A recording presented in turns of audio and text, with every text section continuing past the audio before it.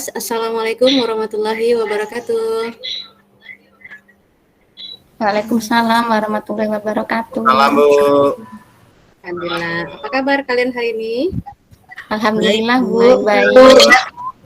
Oke, semoga sehat-sehat semuanya ya. Baik, sebelum kita memulai pembelajaran kita hari ini, ada baiknya kita membaca doa terlebih dahulu. Silakan Konsin, dipimpin doanya. Kawan-kawan, sebelum belajar, mari kita berdoa menurut agama dan kepercayaan masing-masing. Berdoa mulai.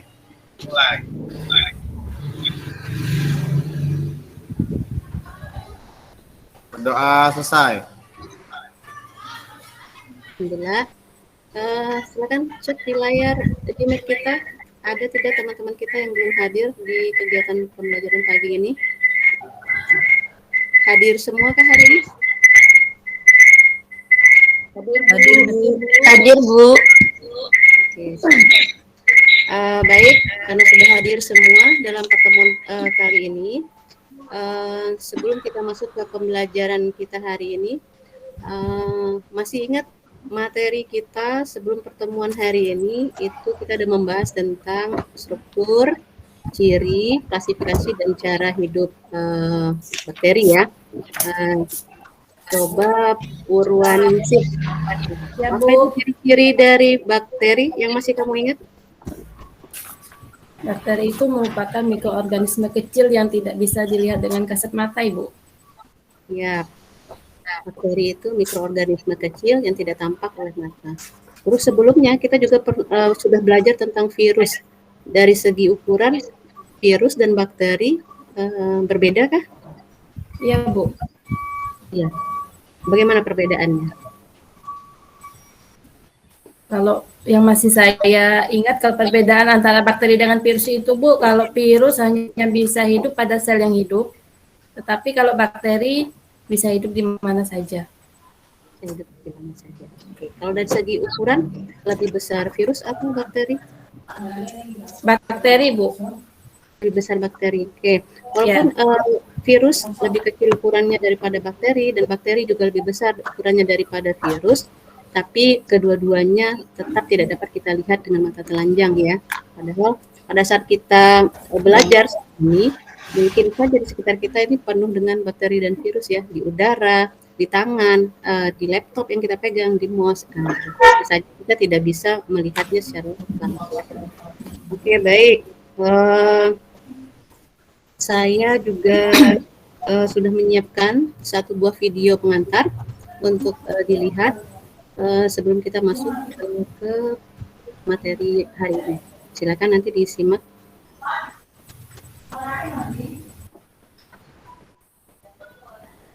Nah ini, bentar ya.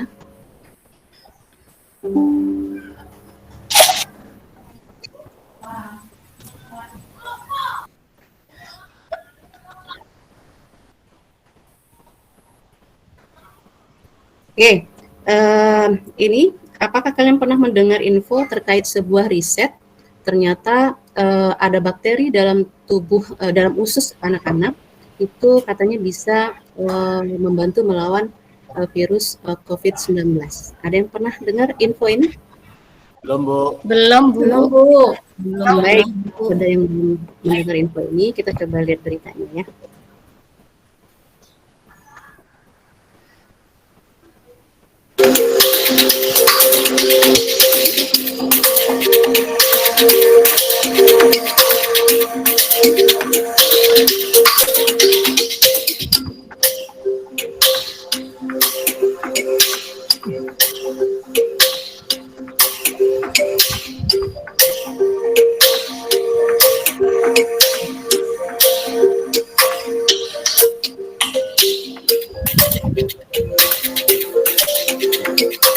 Questo batterio, che si chiama Fecalibacterium, è in grado di mantenere un'omeostasi all'interno dell'intestino, quindi di garantire una barriera intestinale funzionalmente buona, e soprattutto di avere l'attività antinfiammatoria. Quindi è ovvio che nel momento in cui viene invece a ridursi, come avviene per esempio nell'adulto grave, sicuramente viene meno una grande funzione protettrice nei confronti anche di tutto il sistema immunitario.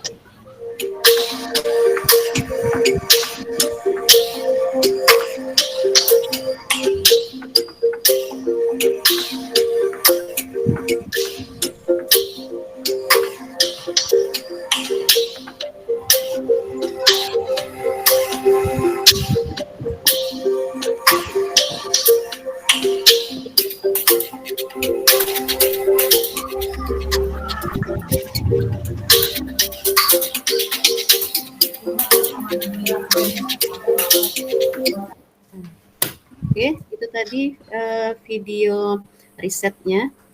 Jadi di situ tadi kita bisa lihat bahwasanya ada bakteri pada usus anak-anak namanya Faecalibacterium, itu punya potensi untuk melawan COVID-19. Namun seiring pertumbuhan jumlah bakteri ini dalam usus, kalau kita bertambah dewasa itu semakin berkurang, gitu ya.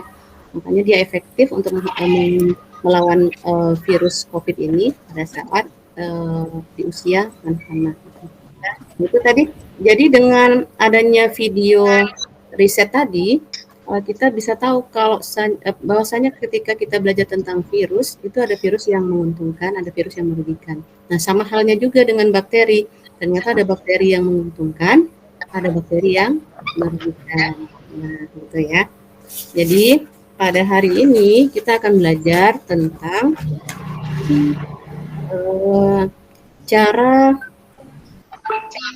cara reproduksi dan peran bakteri dalam kehidupan, dan cara reproduksi dan peran bakteri dalam kehidupan. Adapun kompetensi dasarnya mengidentifikasi struktur, cara hidup, reproduksi dan peran bakteri dalam kehidupan, kemudian menyajikan data tentang ciri-ciri dan peran bakteri dalam kehidupan. Kemudian indikator pencapaian kompetensinya menganalisis cara reproduksi bakteri, menganalisis peranan bakteri yang menguntungkan dan merugikan pada kehidupan manusia, dan tagihannya nanti ada membuat makalah. Makalah ini nanti bisa disiapkan jelang pertemuan kita berikutnya. Lanjut, berikutnya tujuan pembelajaran hari ini, peserta didik dapat menganalisis cara reproduksi bakteri dengan benar. Peserta didik dapat menganalisis peranan bakteri yang menguntungkan dan merugikan pada kehidupan manusia dengan benar. Kemudian terakhir, peserta didik dapat membuat makalah tentang peran bakteri dalam kehidupan sehari-hari. Nah, ini peta konsepnya untuk kegiatan hari ini. Pendahuluannya sudah kita simak tadi di video. Nah, untuk mengerjakan lembar kerja, saya sudah mengirimkan linknya, termasuk juga modul pembelajaran di kelompok. Apakah sudah menerima linknya? Sudah, Ibu.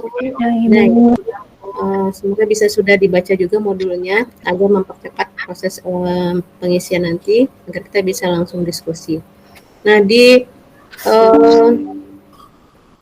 bagian orientasi masalah, saya menunjukkan satu buah video di situ.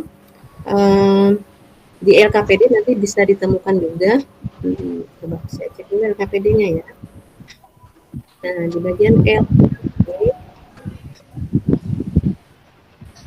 LKPD nanti, nah ini bagian pertama setelah kita nanti melihat video ini, ada analisis yang akan kalian lakukan bersama teman-teman dalam kelompok, menjawab pertanyaan-pertanyaan. Kemudian mengisi hasil diskusinya di kolom ini, menjawab pertanyaan berdasarkan literatur, boleh pakai modul yang sudah kita saya berikan, atau browsing di internet juga. Ini jawab pertanyaan ini.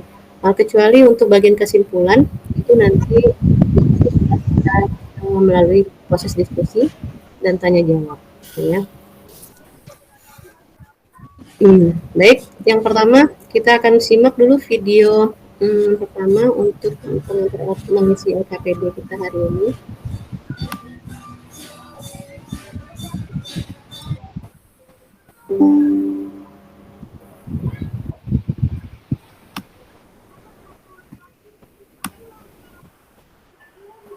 Microbes are everywhere. On your phone, in your water bottle, on your hands before you wash them, on your hands after you wash them, and literally everywhere else on top of you too. Microbes are omnipresent at any moment, and there is nothing we can do about it. Izin Bu, So millions of years belakang ago, Bu. we made a pact. Ya, silakan. We give them shelter and food, and in turn, they work for us. But the more we learn about this partnership, the more it looks like a Cold War.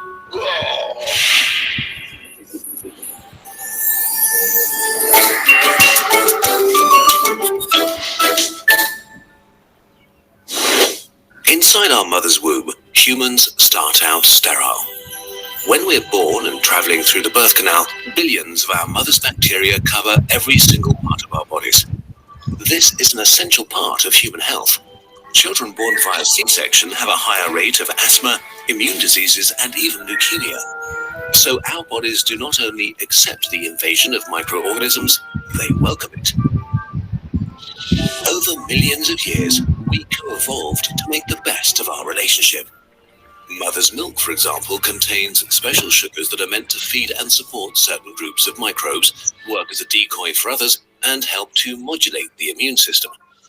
It takes up to 2 years until a healthy microbe community is formed.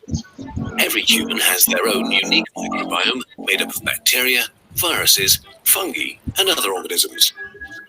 We have 3 categories of guests on and in our bodies.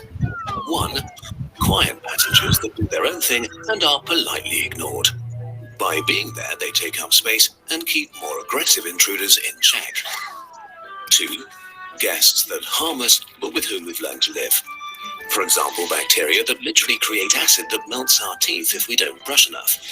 They want to take up as much space as they can, and we don't want them to. But we can't get rid of them entirely.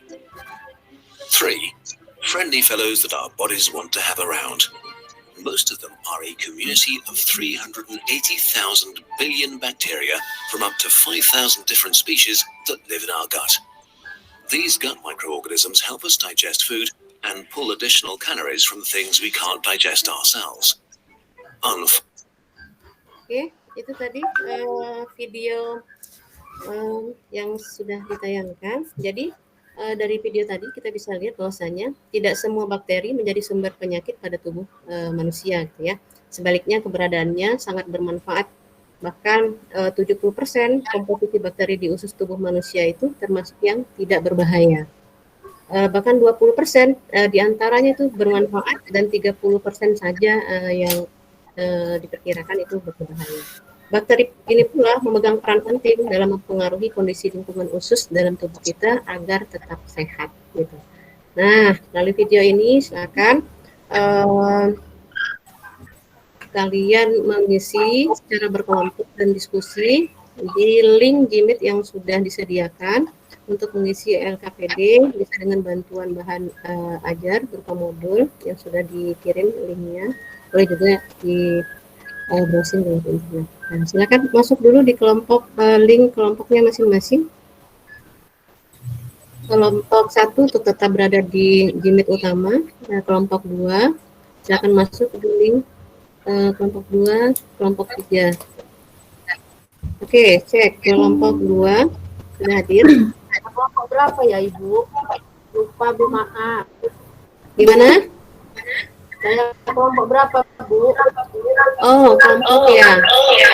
Siap, itu kelompok 1. Kita masih pakai pembagian kelompok yang pertemuan sebelumnya ya. Ada kelompok 1 Bu Karimatu, Bu Teni Wulantina dan Pak Hadi Ismanto. Kelompok 2 ada Bu Nur Faiza, Purwaningsi dan Siti Rodia. Kelompok 3 ada Emisar, Sukomsin dan Wahyuni. Nah, silakan bisa masuk ke dalam link kelompoknya masing-masing. Oke, siap. Ini kelompoknya Emisar, kelompok 3 ya. Ada Emisar dan Yuyun. Silakan mulai didiskusikan dengan kelompoknya, LKPD-nya. Nanti jika ada kesulitan bisa ditanyakan. Kelompok 2 ada Nur Faizah, ada Purwaningsi. Silakan boleh mulai didiskusikan. Oke, ini di Jimit utama masih ada kelompok 1 ya. Kelompok 1 ada Bu Teni, Bu Karimatul.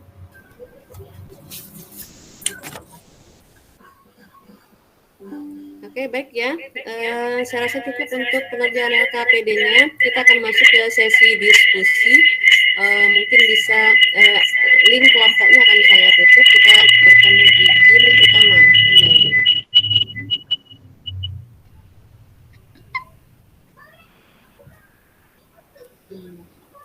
Baik, setelah melakukan diskusi bersama kelompoknya, kita akan melakukan presentasi LKPD-nya. Untuk yang pertama, saya minta dari kelompok 2 salah satunya mewakili untuk mempresentasikan LKPD-nya. Nanti kelompok 1 dan 3 bisa menanggapi atau memberikan pertanyaan jika ada yang berbeda dari LKPD yang kalian kerjakan. Silakan kelompok 2, siapa yang akan mewakili untuk share screen? Saya coba, Bu. Oke, Nur, silakan. Terima kasih, Bu. Izin share screen, Bu. Baik.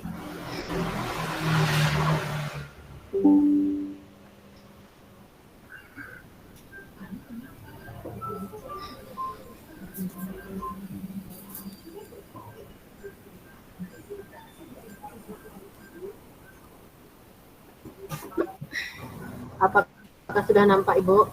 Sudah. Silakan.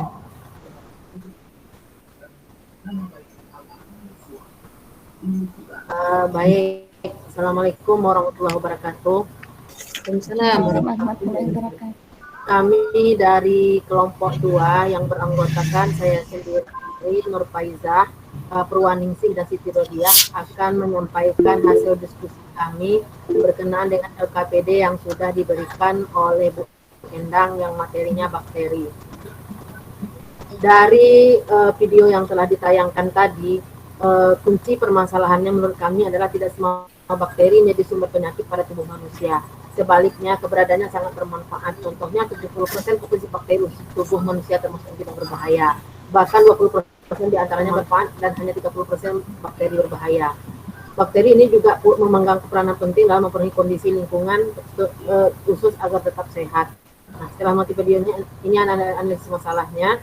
Kemudian dari ini kami mencoba menjawab pertanyaannya. Yang pertama, peranan bakteri yang merugikan kehidupan diantaranya membusukkan bahan makanan, menghasilkan racun maupun merusak maupun bermanfaat bagi budidaya tanaman. Kemudian yang merugikan, yang merusak tanaman budidaya. Kemudian peranan bakteri yang menguntungkan bidang pertanian, bakteri menjaga keseimbangan iklim di antaranya sebagai dekomposer, ini yang menguntungkan. Kemudian gejala salmonella itu ada mual, muntah. Kemudian yang keempat, untuk jawaban yang keempat, mencuci buah dan sayuran hingga bersih.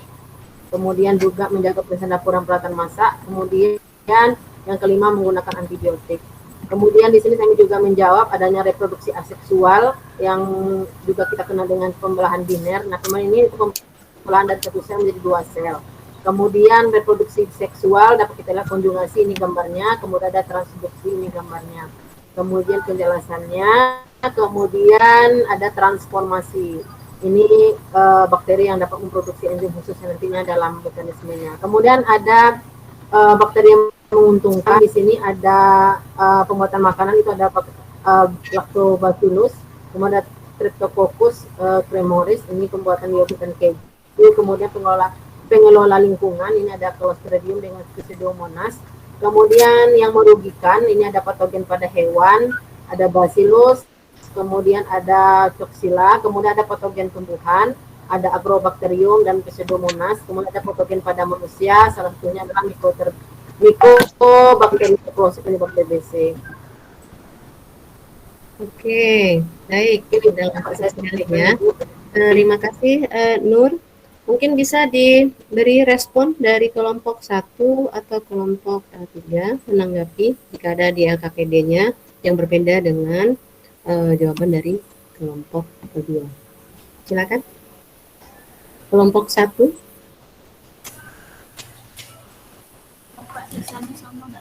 Rusak ya?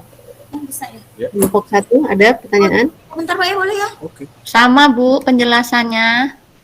Kok sama? Oke, baik. Kelompok 3. Kelompok Yun, 3 yun, gimana? Yun. Maju yun.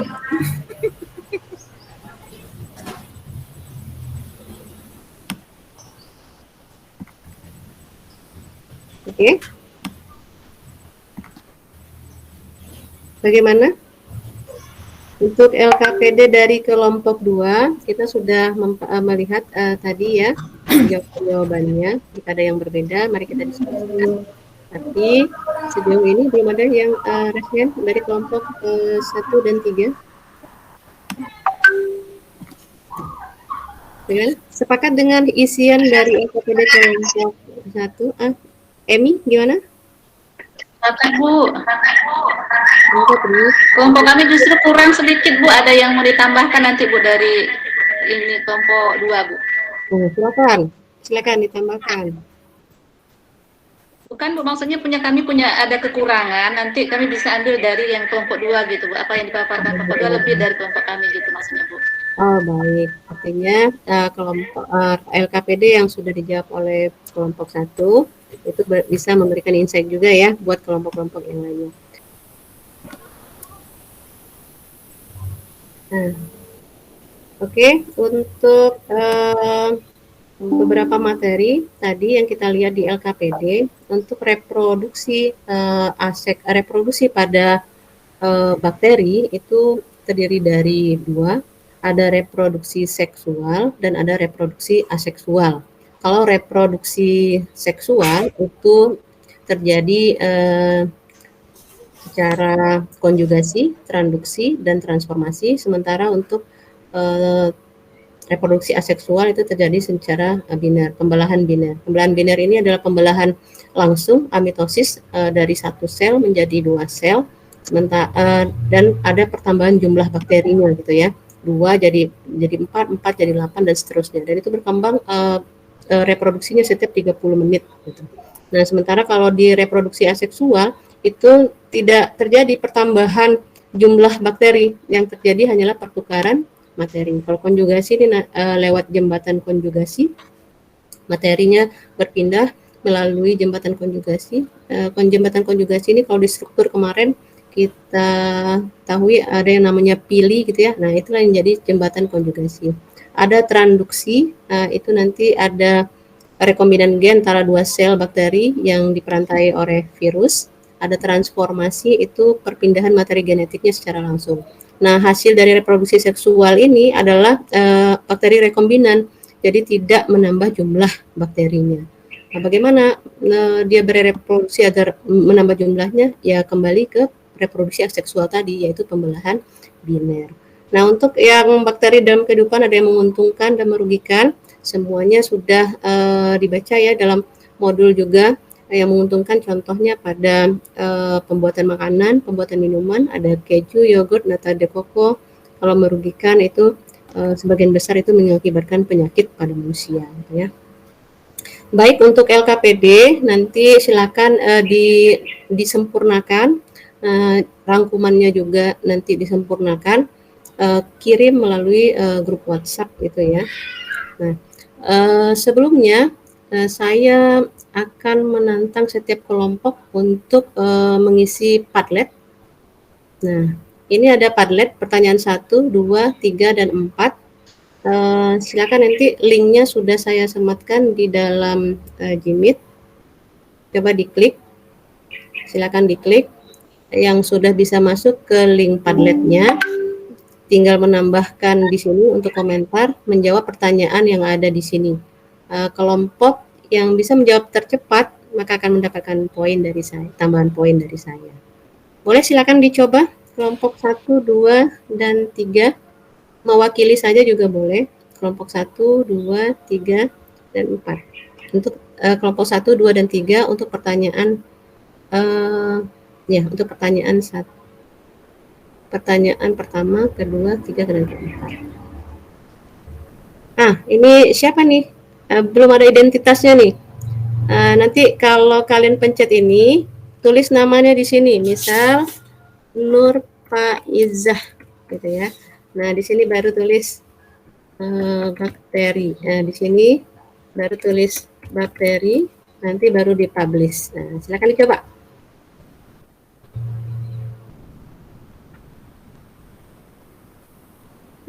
Silakan dicoba untuk Padletnya.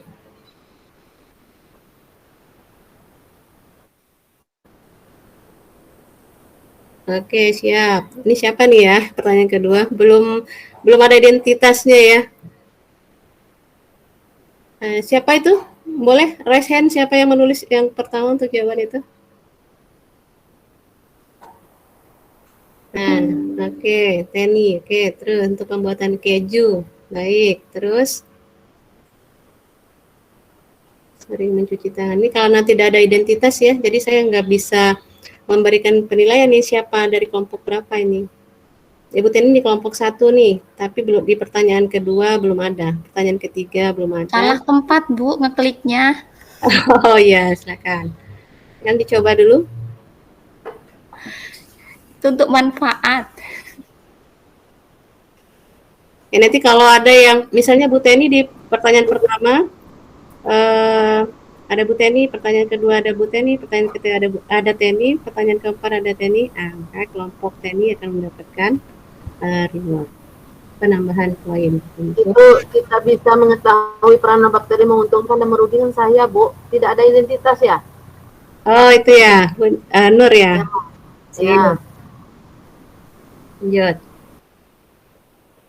Oke, baik. Ini nanti Padletnya akan saya pantau dari sini. Kita lanjut untuk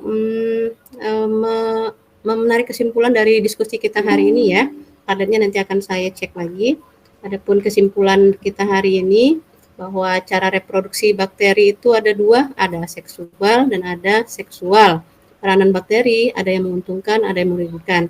Menguntungkan baik itu untuk bidang pertanian, peternakan, budidaya tanaman, ada juga untuk industri makanan atau minuman.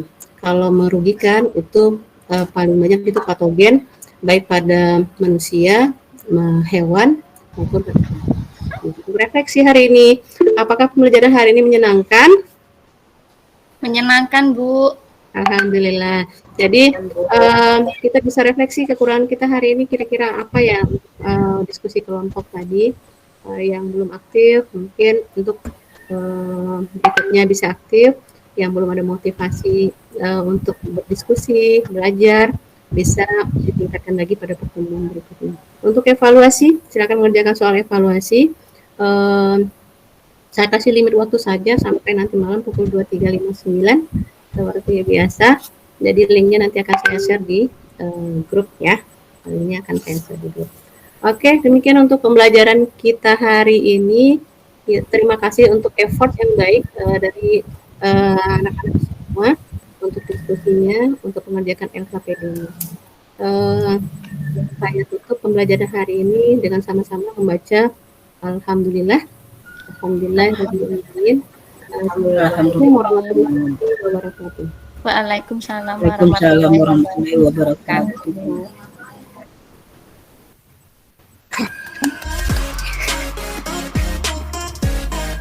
Tangan untuk Bu Endang. Baik. Oke, 31 ya 30 pas lah ya waktunya 30 karena tadi ada persiapan di awal tadi ya. Untuk waktunya oke, monggo 15 menit ya Bapak Ibu. Mungkin nanti saya dan Bu Yayu di akhir saja ya Bapak Ibu. Diutamakan para observer terlebih dahulu. Oke, monggo silahkan observer. Mungkin sebelumnya gini ya, kita tanyakan dulu gimana perasaannya Bu Endang? Kurang sekali Bu, saya Pak Bu masih keluar Bu, jadi belum adaptasi dengan siswanya. Oke, baik. Coba dari tadi dengan senyuman begini ngajarnya tadi tegang banget gitu ya. Oke, baik. Oke, itu ya nggak apa-apa. Bismillah ya, Bu. Nggak apa-apa, udah terlewatkan. Oke. Lanjut observer, monggo silahkan. Ya Bu. Saya dulu ya Bu Bina. Ya, mohon izin Bu Endang dan teman-teman lain beserta Bu Nani dan Bu Yayu. Karena saya hari ini ditugaskan sebagai observer dari penampilan teaching Bu Endang. Dan di sini saya ada mungkin mencatat beberapa hal terkait dengan peer teaching yang sudah dilakukan oleh Bu Endang tadi. Dan saya sangat menghargai sekali dan saya sangat senang sekali melihat tampilan dari Bu Endang, karena belum tentu saya secara pribadi mungkin bisa menampilkan yang seperti itu, dan menurut saya ini sudah sangat baik ya seperti itu. Hanya ada beberapa mungkin yang ingin saya sampaikan. Yang pertama mungkin dari wajahnya tegang sekali, tapi mungkin itu pengaruh karena kita gugup ya. Karena kita gugup mungkin tadi agak tegang, jadi mungkin suaranya juga agak kecil sedikit seperti itu, dan wajahnya juga tegang, jadi mungkin membuat siswanya seandainya itu di dalam pembelajaran nyata mungkin siswanya juga akan tegang seperti itu. Kemudian yang saya soroti di sini mungkin lebih kepada video yang disajikan, baik itu untuk video motivasi maupun yang menstimulasi orientasi masalah. Menurut saya sebaiknya dalam kita memilih video, apalagi untuk yang orientasi masalah, mungkin kita bisa mempertimbangkan karakteristik dari peserta didik kita. Apakah gaya belajarnya seperti yang pernah kita bahas sebelum-sebelumnya, apakah dia visual, auditori, ataupun kinestetik seperti itu. Karena tadi mungkin ada siswa mungkin yang dia senang visualnya, mungkin dia hanya fokus melihat gambarnya saja tapi tidak membaca terjemahan karena bahasa yang digunakan bukan bahasa Indonesia seperti itu. Tapi mungkin ada juga mungkin siswa dia fokus membaca tapi tidak memperhatikan animasi yang terlihat. Dan ataupun mungkin kalau dia mungkin kinestetik, mungkin visual auditori mungkin dia bisa lebih fokus begitu. Ya, mungkin itu masukan dari saya. Selamat Bu Endang sudah melakukan peer teaching. Semoga kedepannya lebih baik lagi untuk PL. Terima kasih. Terima kasih Bu ya. Ya, sama-sama. Baik, terima kasih Bu Maya. Selanjutnya,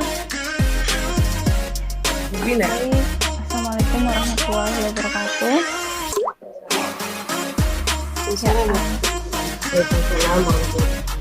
Mohon izin nih Bu Endang.